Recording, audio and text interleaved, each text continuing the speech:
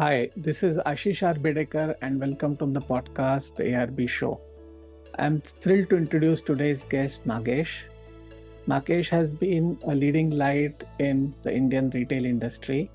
He has been he kind of started Shoppers Stop from 91 and he was there till 2009 as MD of the company. In 2009, Nagesh stepped out of his operating role and is now chairman of the board. He was also responsible for setting up Hypercity, a supermarket chain, and acquisition of Crossword, an Indian chain of bookstores. Nagesh is recognized as pioneer of the retail boom in India and has numerous awards and recognitions to his credit.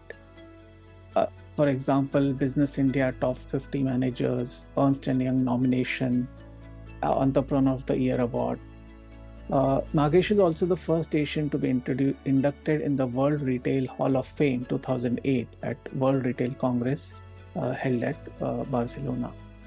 He was instrumental in setting up RAI, Retailers Association of India, an industry body of modern retailers. He has been the chairman of RAI from inception.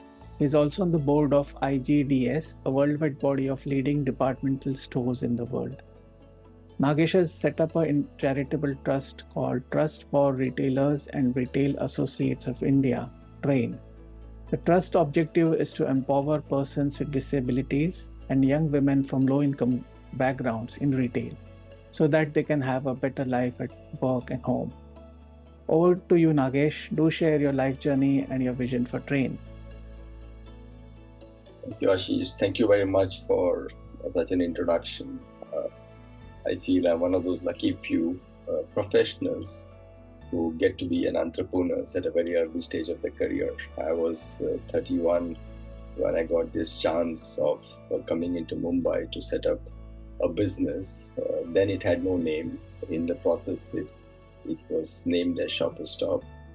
And then the last 32 years of journey has just flown off. I mean, I've become more of a biker and have lived in Mumbai with my family, a wife Shailaja and two daughters.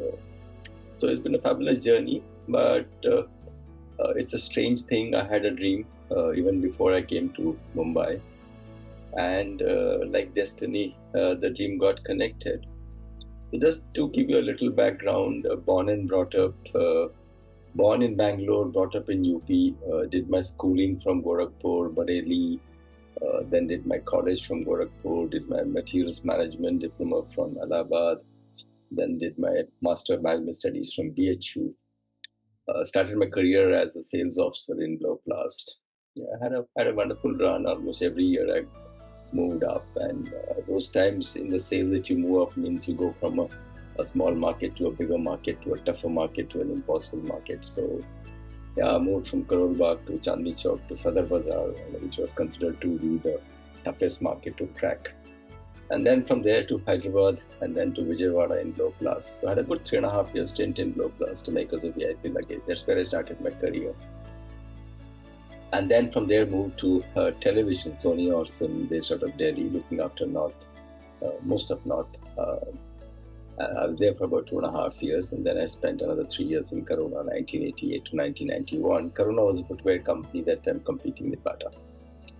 In Corona, I was a zonal manager for retail. I used to run retail shops. I was responsible for retail in South and East, and I had about 128 stores to look after, and they were all stores in the region of 300 to 500 square feet, 1,000 square feet, but the average was about 500 square feet.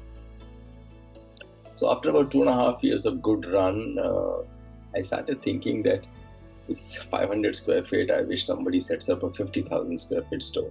Okay, there is neither I had a clue how 50,000 looks like. Most of us don't have a clue at what 50,000 looks like. We always know how much a house is, 1,000 square feet, 2,000, and related to that is what we know the space. It's just like a dream, or I should keep telling my boss there, I wish somebody opens a 50,000 square feet. It's chance, luck, destiny, what do you call it? Rejas had a property which was eventually to be a 50,000 square feet, and they were looking at a general manager who could take this property and do something about it, mostly a commercial establishment.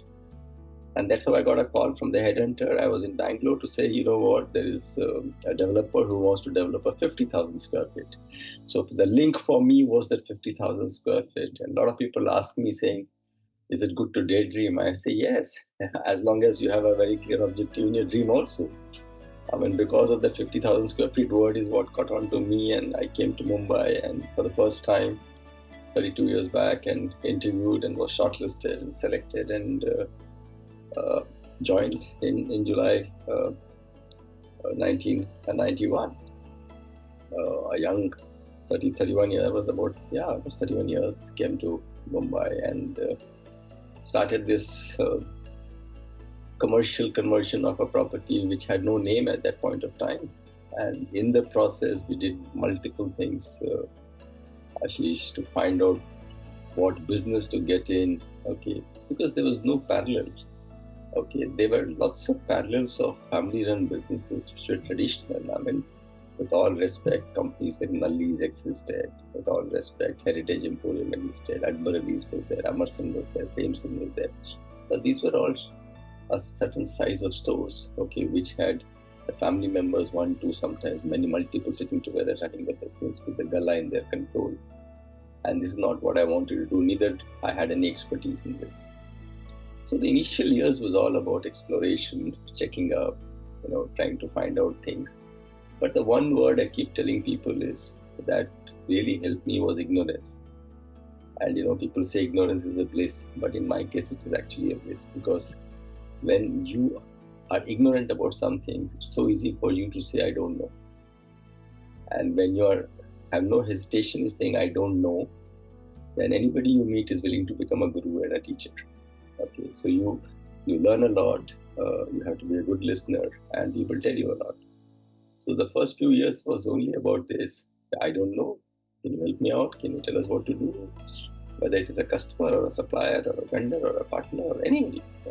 And that's how the whole journey began. So we had to do multiple things before we came to apparel. And was apparel, men's apparel, a strategic decision? Yes. But it was more out of choice against time. When I joined in July, then Mr. Raheja, the senior Raheja, told me you have 3 months to open a store. I mean, I was the first employee. There was nothing in the store. There was no name. There was no registration. And a deadline to say open the store before end of October. So you had 90 days from conceptualizing to execution with nothing in hand.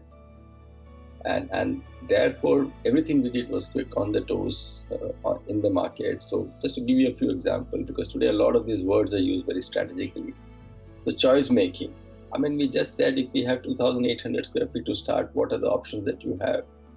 It cannot be a supermarket, takes you more time. It sells non-veg, and it's a primarily a Gujarati dominant area. Non-veg will not cook. Can we sell electronics? Yes, but I was not very keen, because electronics you sell but don't take responsibility of service. And I was very clear that whatever we do, we are going to take responsibility of service and satisfaction. Apparel, it looked great, but you couldn't do women because it takes time to source. So what was left is men's, and in men's it was branded. So quick, we took the decision. Again, a lot of work is always done on TG. What should be the TG? Lots of research. For us, it was again very simple. We walked the street of Linking Road and said, what's the average price of merchandise that they sell? What are the kind of customers they have? And if we can create something equivalent or better than that in Andheri, customers will come. So for us, identifying that we'll be in the premium was again a walking the street of Linking Road and learning from there. And our TG was there, and then it took whatever time it took to really set it up. Then name, branding. Okay, this is again a big thing that we talk about. There are branding experts in the world. One spends a lot of money in the brand. For us, the brand was selected out of sheer lack of time. I mean, we are working with contractor agency, and we worked on hundreds and hundreds and hundreds of names. For whatever reason, none of us like the names, for whatever reasons. And finally, a day came where I called up Mr. Raheja and said, if tomorrow morning I don't have a name, I can't open the store, because some things are basic, require a name and a logo to get a cashmere printed, a carry bag, and blah, blah, blah, blah. His wife was in Boston, and She called up to say, you know what, from my room I can see a shop called Stop and Shop. Okay, what about this name? So he called me. I said, no, this is not a great name for us. So he said, why not Shop and Stop and Shopper Stop? And on that call, we decided the name. And then I just gave the name to the agency, and I know agency was very upset because they said it's a long name, it's 2 words, it's a tongue twister. Okay, but we said we have no option. Let's go ahead with this name. So when we look back 30 years and say Shopper Stop a brand, yes. So I keep telling whenever I meet people that brand is not about a name. Otherwise, what is orange? What is apple? I mean, these are all, there's no name. They have become such trillion-dollar brands. It's all about the relationship that you develop with your customer around your name. Right. Then it becomes a brand. I mean, today, for example, Haldiram is a family name. MTR is a family name. But look at the brand that they have developed, and they have developed this sort of relationship. So if you go back to the first generation of Haldiram and say, आपने जब नाम रखा था तो branding के बारे में क्या सोचा था? Did you have the 10 strategies to build a brand? No, it is very simple. Serve your customer, keep your customers happy. If they are happy, they'll come back to you. And to me, I'm a very strong believer that that's how brands get built. Yeah. Great. So, I mean, having built great brand like Shopper Stop, as you said, because what you see is the name and the passion and the excellence behind that name made Shopper Stop what it is today. Then how did you get into Train? What was the inspiration for Train, and what's your vision for Train? So Ashish, around the age of 45, I was always inspired by my father, who used to do a lot of work for the community, not as a social service, but as something which would keep the community happy. And that is after his retirement. And I had this idea saying that I have worked as the managing director of a company, been responsible for retail association. But what I've not been able to make any impact is the life of a retail associate. The retail associate is such an important cog in the wheel, a component, a part of the whole chain. Where all of us, if you talk to FMCG, all of us talk the retail as the last mile. Yeah. But if you talk to customer, retail is the first mile.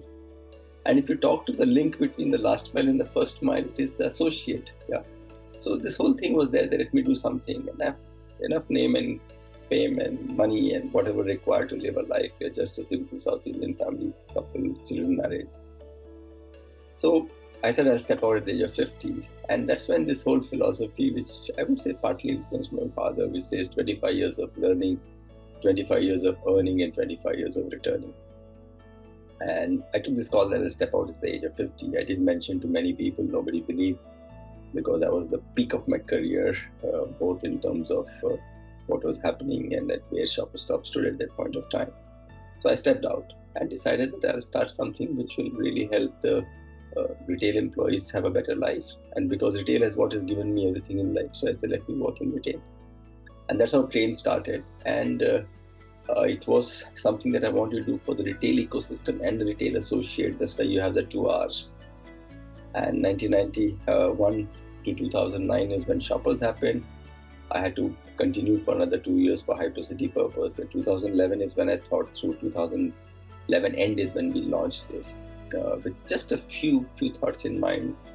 Okay, but we did deep into research in spite of knowing the vertical well, and identified 4 quick areas to work on, Ashish. One was on pride. Yeah, दुकानों में काम करते हैं but society में बोलते ही नहीं है. Second was on respect. पढ़े लिखे नहीं है, इज्जत नहीं. Third was inclusion. Society के लिए काम करते हैं but society अपना नहीं मानती.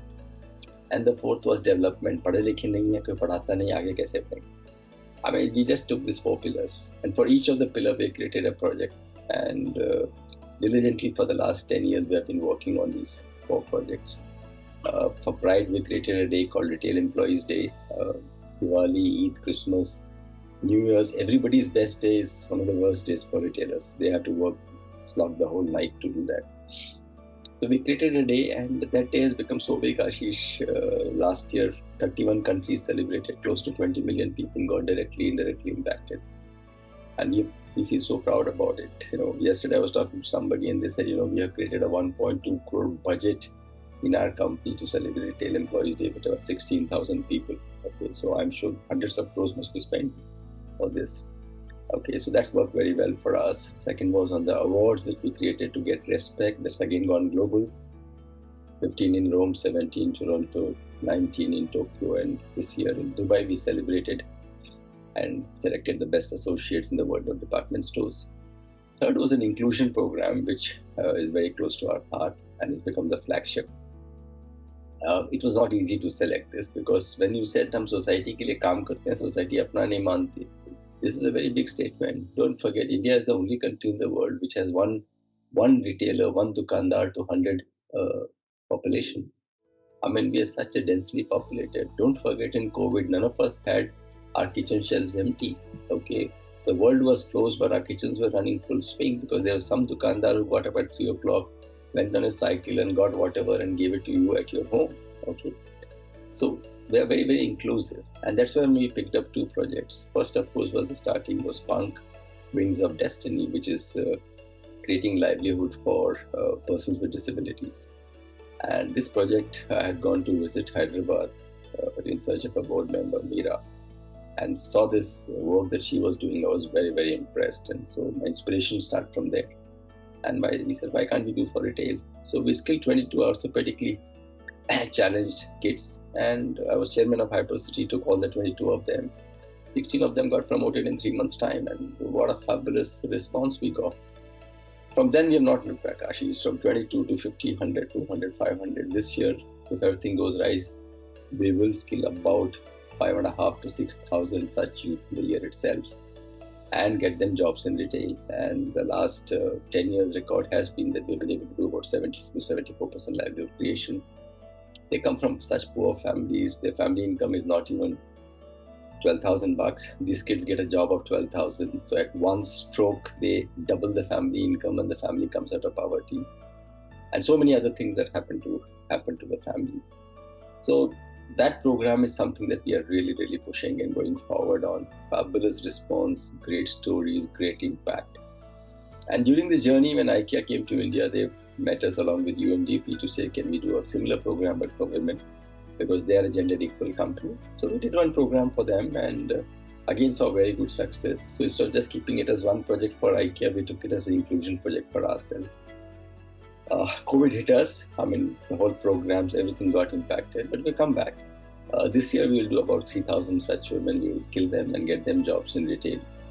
So we are looking for a magic number between the two programs to see if we can hit 10,000. I think we'll be closer to it by the end of the year. Wow. And this study has been a fabulous, fabulous journey for us. So this is where we did our pride, respect, and inclusion. And for the development, after having achieved the first three, we started a project 2 years back. And this can be of interest to you because I've seen some of the profiles that you do. It's a program and a startup called Kirana Friends. We are developing transformation tools for Kiranas. And we have an app. And we have worked with a lot of Kiranas and we actually helped some of them transform. So as of today, about 70,000 Kiranas have come and visited us, and about 20,000 Kiranas are on the app, and we can see some great transformation happening there. It's a huge project. It is beyond my means, and but this could be a game changer if I'm able to support and the team is able to pull this through. Oh, it's an 8-10 year long haul project. So that's what we're doing on development. So pride, respect, inclusion, development. बस उसी के ऊपर लगे हैं. Focus. Yeah. This is fantastic, and I think it's a master class on leadership because as you rightly mentioned that people talk of last mile, right? But the first mile is the weakest link, right? Because as we all learned in MBA days, these are like moments of truth, right? Because if the retail associate is not really happy, is not motivated, and he does not give a great experience to the customer, the whole branding and the whole investment just crumbles, right? Which is very true. And and just for the international audience, Kirana refers to mom and pop shops, right? So just for that context. So Nagesh, as we discussed, we have the format in this show where we request the guests to talk about top 5 areas in their domain of their expertise. So in that context, and given the body of work which you have done, it would be great if you could talk about top 5 benefits of hiring people with disabilities. And that would be really be very helpful for the audience, and hopefully will inspire many businesses to look at people with disabilities in a more positive light. Over to you, Nagesh. Ashish, thank you so much, and lovely question. And the first of all, I think every organization, I'm sure, has or must have a purpose statement.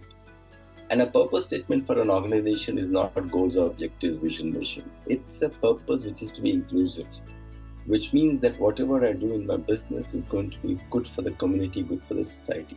Yeah. So if your purpose statement is inclusive, okay, then hiring persons with disabilities is one of the biggest demonstration of inclusiveness that you can do for yourself and your organization and the community. That's number one. Number two is you hire 2 people, 3 people, 4 people out of 100 team, 2%, 3%, 4%. I mean, the best I've seen is the organization Vishal Mega Mart, which has close to 12-15% persons with disability. Yeah. But don't forget, when you hire 2 people, you sensitize the 98 people. So it is not about hiring 2, it is about sensitizing a whole ecosystem towards such brothers and sisters and such people in our community who require support. Okay. They are not disabled. I think you have to look at their abilities. So the second is how the organization gets sensitized. The third is this is not sympathy, this is empathy, and they are fabulous workers. We have documentary evidence to say that a person with disabilities productivity is between 1.25 to 1.5 times the normal you and me. Okay, and this is the reason we should hire them, not because they have a challenge. And this is proven, and there is evidence for that. The fourth is that if you look at the whole retention, I mean, attrition has become such a big thing. Okay, but when you look at the attrition figures or retention of the person with a disability, it is very, very high. I mean, if an average in retail ecosystem, if the attrition is in the region of 50 to 60%, okay, a person with disability attrition will be in the region of 15 to 25%. And that too, the reason will be accommodation challenges or distance challenges or mobility challenges. And such challenges are not because I want to jump a job for $500. Lastly, Ashish, the government has a lot of schemes where they support you. I mean, the Provident Fund and the gratuity of the individual is funded by the government. So it also makes financial sense to hire. But I would always recommend that don't hire them for the financial self. Then the inclusion goes out of the window. True. Okay. Yeah. This is fantastic, and the reason for kind of bringing it to business perspective, because even though we say that yes, it's good to be, I mean, what you said is something which is core for human existence, right? Because you're supposed to be empathetic, you're supposed to be inclusive, all that. But at the same time, in business and everything, everyone is focused on the short term, and everyone is focused on the bottom line. Right. So many times, just reframing the concept or reframing the whole thing can maybe lead to better outcomes. That was my hypothesis in doing that, right? Because many times, I was just while just trying to select this topic, many times people on the defensively might think that, if I hire someone with, let's say, who's specially abled, it will be a big cost and it won't really work, right? But as you mentioned, it makes great business sense in addition to a more empathetic, human existence, right? Because this goes much beyond profits. And Ashish, let me tell you, we have evidence again that customers love those organizations which are inclusive. I mean, I have a customer statement who said I go to A shop in Powai and not a B shop in Powai, because in the A shop, the cashiers are deaf. Okay, so customers also love it. Then what happens is when you sensitize the 98% of your population, it doesn't remain within the office. Exactly. Okay, I'm sensitized. I go home, I talk to my children, they get sensitized, talk to my parents. So this is a whole ecosystem of sensitization that happens without even wanting to sensitize. It's a very natural behavior. Right. In fact, I also came across a restaurant called, I think, Mirchi and Mime. And I was also told about a restaurant in Japan which hire people with dementia. I think it's called Hotel with the Wrong Orders or something like that. But idea is Yeah. The other brand, since you're taking names of the brands, is a brand called Mitti Cafe, okay, which has become so popular amongst the airports. If you Google, you would have last they opened a cafe in Wipro campus, and before that they opened a cafe in the Supreme Court. Fabulous concept of only taking persons with disabilities and running the whole cafe, and they are a very successful enterprise. As a shop, they are as a cafe, they are very successful. So it's not that just the people, but the great coffee, the great ambience, the great environment, and great service, and people love it. Right, right. Because also, just an observation, and I could be wrong here, is many times all this nice to have or good to have or need to have are seen as tick mark items, right? By many companies, that yes, we are we kind of support especially disabled. Maybe just have a small camp, give some sewing machines, or give some some kind of benefits to them and tick mark, right? But they really don't mean it.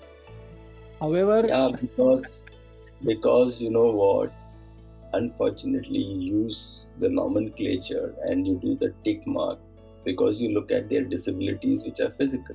I mean, if you look at our interaction yesterday, I was not able to get the Zoom call back. So to that extent, I was a disabled techie. Okay, I think that to understand the abilities are what you look for when you hire people, irrespective of who it is, boy, girl, ladies, men, whatever you're doing. So I think that is the critical part that you have to look at it. So anybody who's hiring persons with disabilities, I would strongly recommend look at their abilities. Okay, look at what they come with. Look at what they will do to your organization, your community. And community is very critical, Ashish. I just want to quote Mr. Ratan Tata. I happened to be in a conference where he was asked this question. Mr. Tata, you have so many businesses. Okay, how do you select which business to get in? This is a big question, Ashish. And his answer was just as simple as that. Whatever is good for the community is good for the Tatas. right. I mean, they are like the north star of what businesses should be. That's really something great. As simple as this. So if you look for the good of the business and you think that inclusiveness is important, then this will not be a special hire. You just hire people on the basis of what you want. Exactly. So from you worked with so many brands. Any interesting or inspiring stories which you really felt that wow, this is this is really inspiring? Any stories you would like to share of special candidates who were hired, and that the company which was hiring was kind of on defensive, that maybe they had two minds whether they to hire such candidates or not, and they were like, wow, this is great, why didn't we do it? Honestly, if you ask me, every organization when we started had the same question that you asked. Let's not forget, when we started, there were only 3 companies who were taking persons with disability, and they were all from the quick service restaurant area. Okay, Cafe Coffee Day, and I think it was KFC and Pizza Hut. And as of today, there are 500 corporates, from Reliance to Shoppers to Lifestyle to Landmark Group to Vishal Mega Mart, who take people. And there are 1,500 to 2,000 local retailers who started hiring. Okay, so that myth has gone out of the window to say that, should we be taking, should we not be taking, because we have demonstrated and other NGOs have demonstrated that they are fabulous employees and colleagues to have in.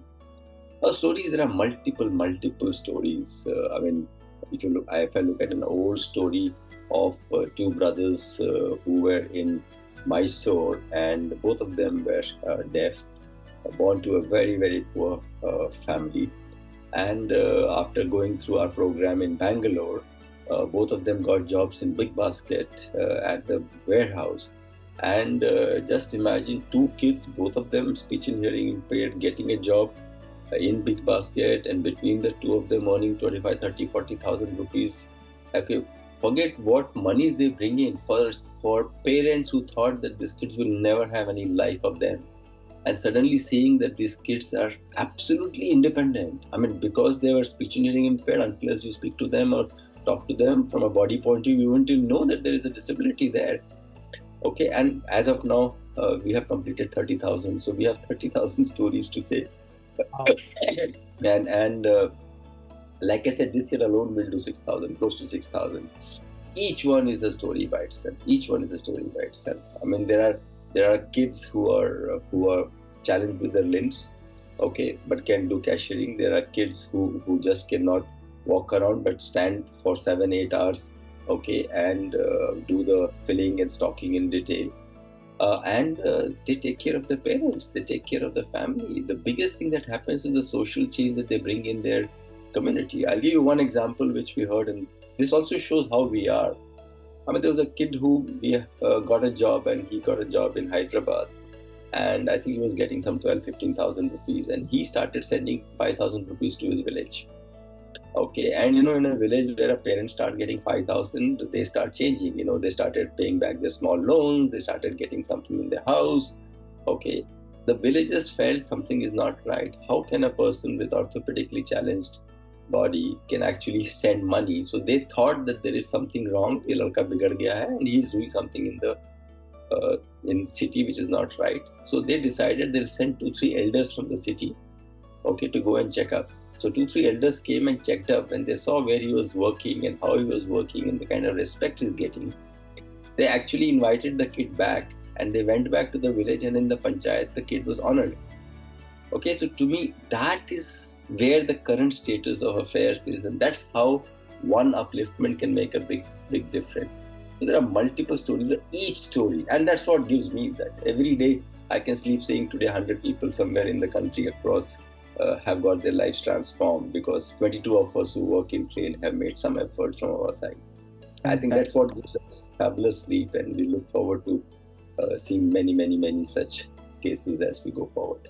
Fantastic. Thanks, Nagesh. This really gives a great perspective. And thank you, dear listeners, for tuning in. Do subscribe, share, and like the podcast available on Spotify, Apple, or wherever you get it.